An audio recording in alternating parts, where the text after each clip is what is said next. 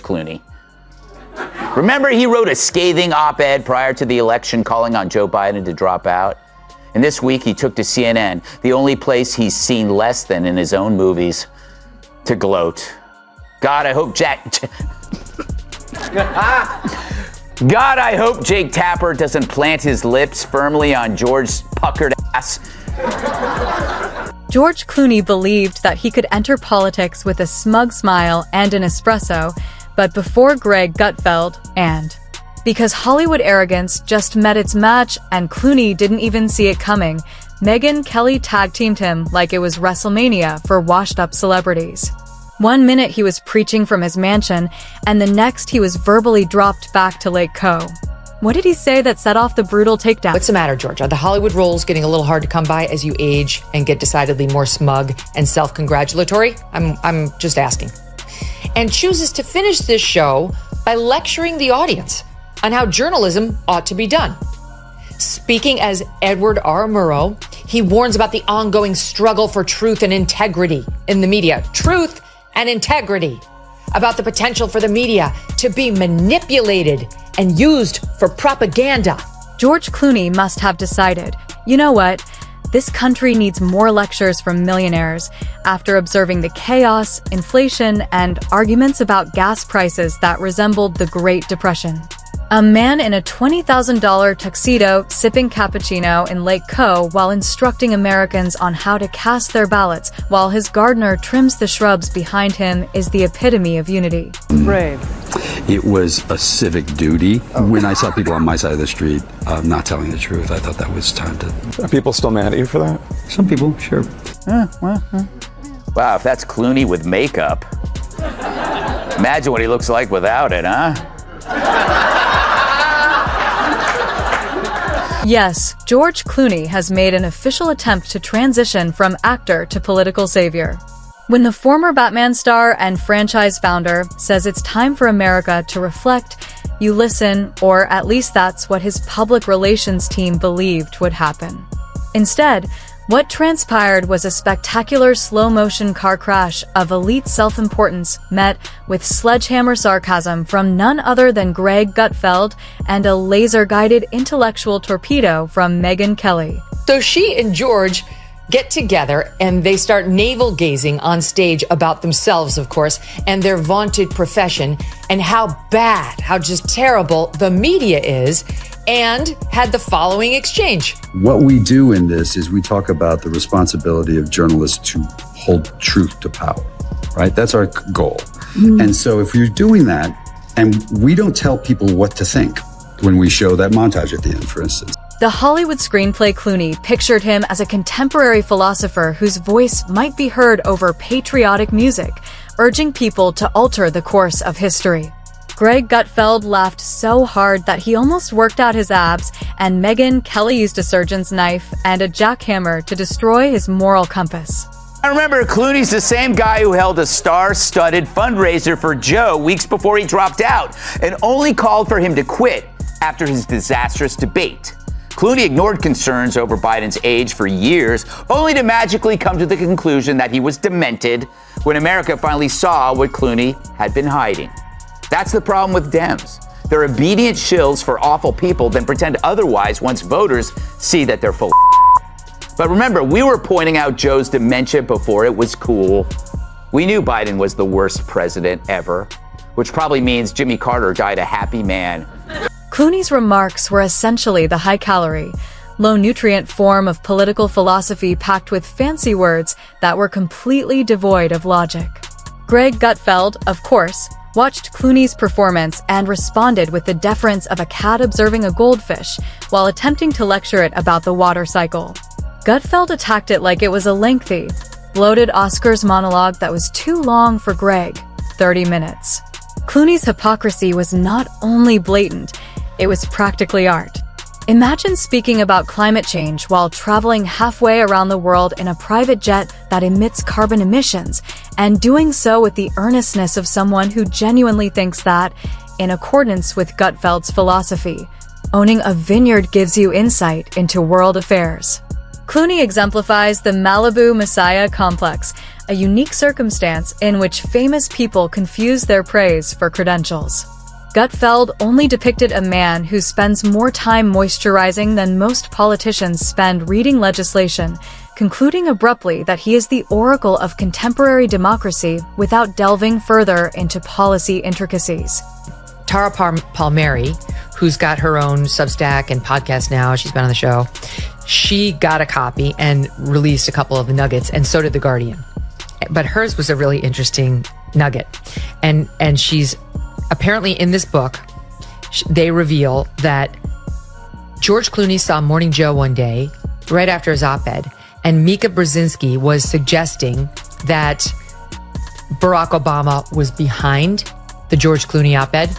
That was basically making Clooney seem like Obama's puppet. Yeah. Here's the Mika. Although not directly quoted, Gutfeld's description of Clooney as the guy at a dinner party who hasn't read a book since 1998, but insists on telling everyone how the government should operate was both hilarious and brutal.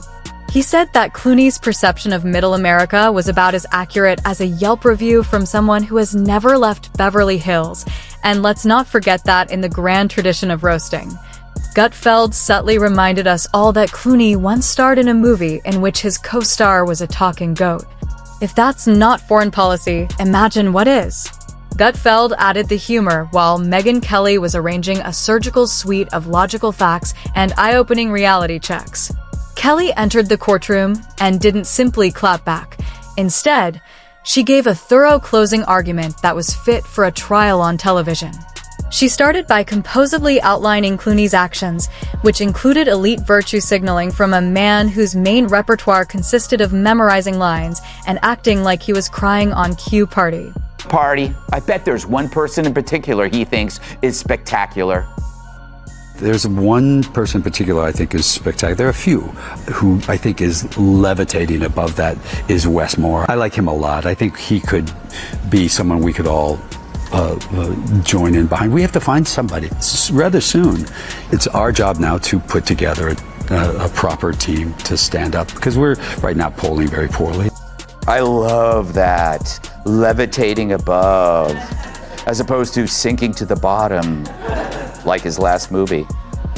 However, Kelly examined Clooney's paradoxes as if he were a biologist studying a strange new species, a man who talks about climate change, but spends his time zooming around in gas-guzzling toys that are more expensive than most people's homes. Double-check a champion of equality who resides in a mansion with greater security than a royal palace. She exposed the hypocrisy like a theatrical spectacle rather than merely calling it out. As stated by Kelly, it's not that Clooney's views are novel. Rather, they are rehashed talking points with a dash of moral smugness. Clooney is a living example of how out of touch Hollywood elites have gotten. Kelly targeted a larger issue, the misconception that popularity equates to knowledge. Just because someone's face is familiar doesn't mean their viewpoints are more significant than a raccoon's Twitter post. Perhaps the most devastating aspect of Kelly's criticism was her inability to be dazzled when people saw Clooney and hear violins. Kelly questioned why networks gave Clooney a forum to speak on democracy as if he wrote the Constitution in between espresso shots. Kelly notices that a public relations machine is attempting to portray a warmed-over celebrity pay boom as statesmanship. She didn't purchase the performance after seeing the script and the clothing. Here he is going on, this is to 60 last night, about, you mentioned his op-ed in the New York Times on Joe Biden, and why he did it. Such a selfless, brave act, Ben. Here he was. I was raised to tell the truth. I had seen the president up close for this fundraiser, and I was surprised. And so I feel as if there was a lot of profiles in cowardice in my party through all of that. Oh, wow. And I was not proud of that. And I also believed I had to tell the truth. That fundraiser where he saw Biden almost falling off the stage, where Obama came out to grab him, was June 15th. The debate was June 27th. It wasn't until July 10th, almost a month after he attended the fundraiser with him, that George Clooney finally wrote that op-ed after it became clear that Joe Biden wasn't stepping down. He's such a liar. Clooney floated on his own manufactured cloud of sophistication, but Kelly stayed grounded with her scale of truth. She didn't criticize Clooney personally, but rather dismantled the notion that charisma and a good jawline qualify someone to fix geopolitical chaos. The best part is that the public ate it up like popcorn at a blockbuster movie. Clooney photoshopped onto motivational posters with the captions "Speak less, flex less," and Twitter descended into a battleground with Clooney supporters brandishing cappuccino cups and critics brandishing hammers of common sense. Kelly's takedown, in the meantime, was cited, snipped, and played on every program that dared to question the authority of celebrities. Her remarks weren't merely commentary, they were elaborating on the type of reaction that causes viewers to pause mid-scroll and exclaim, "At last, someone said it." Megyn, instead of entering the room with a swagger, Kelly entered like a composed, unflinching surgeon, rolling up her sleeves as though to ask, "Oh George, do you really want to do this?"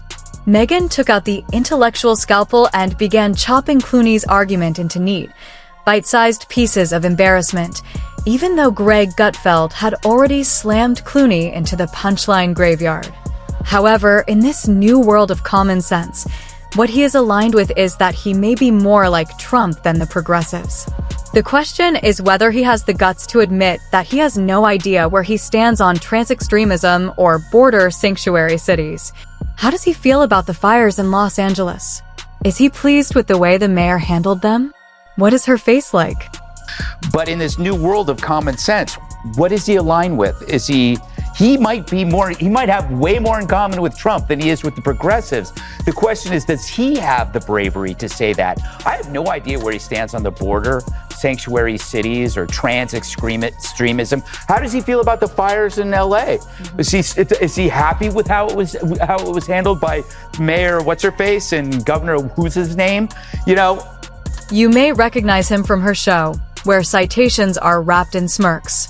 To put it straight, Kelly started off with that lawyer meets glacier tone that makes you feel like you're defending democracy from Lake Co while lounging in a heated infinity pool with your Wi-Fi router set to superiority complex. She then proceeded to fact-check the ever-loving espresso out of Clooney like a piece of suspicious meat.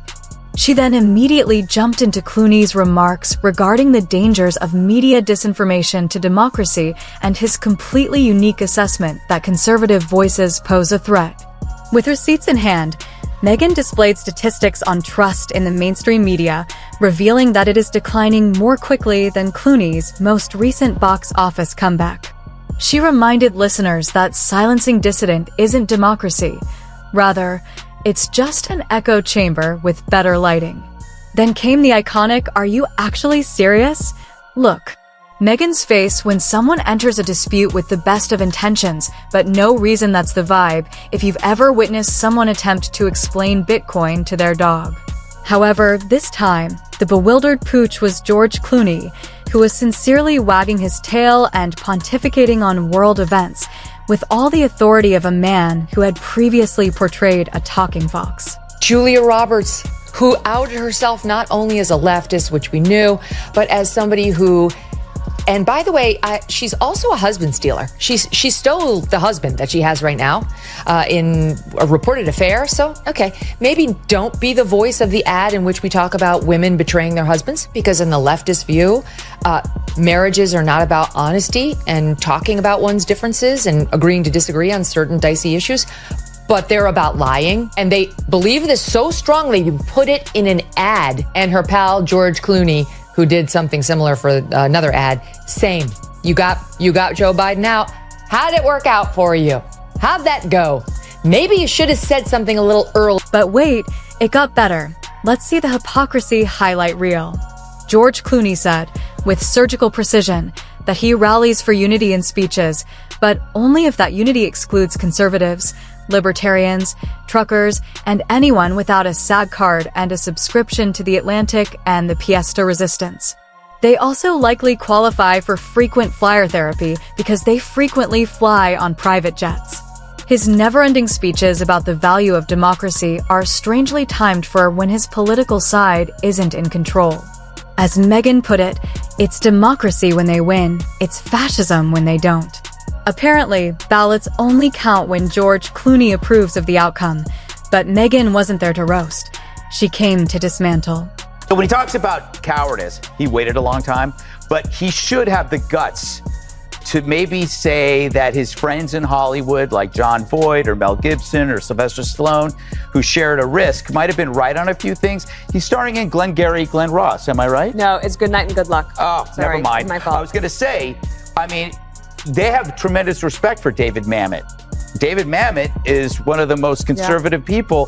So maybe instead of just sitting in silence, you should actually speak up for some of the people who shared the risk in Hollywood. The more brutal the reality became for anyone still acting as though Clooney was a political sage rather than a tuxedo teleprompter with cheekbones. Why is news networks giving actors significant platform to discuss global affairs as if acting in Syriana is equivalent to creating international policy? And why does Hollywood continue to attempt to position itself as America's conscience?